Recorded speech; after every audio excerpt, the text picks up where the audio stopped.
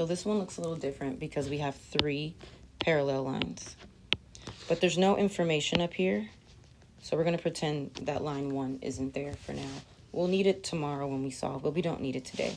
So let's label all of our angles 1 or 2. So this is 1, 2, 2, 1, 1, 2, 2, 1. Okay? Now, I have 3 angles, so there's multiple ways to start. I'm going to try to find the ones that are the same. So I have a 1 and a 1. That means I can set them equal. This is the easy equation.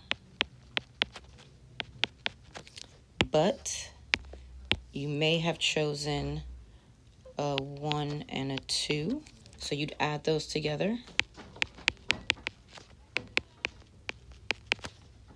And set them equal to 180.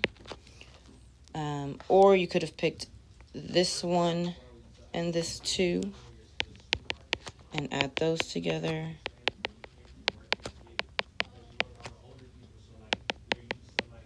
Oh, this is a 1. That's super sloppy.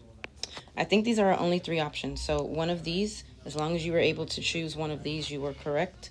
You have... we're going to skip this one for now because we didn't solve it. So don't worry about this page for now. You're going to do, I think, 2 more. And then you'll check your video after you're done with practice problem 5. So do 4 and 5.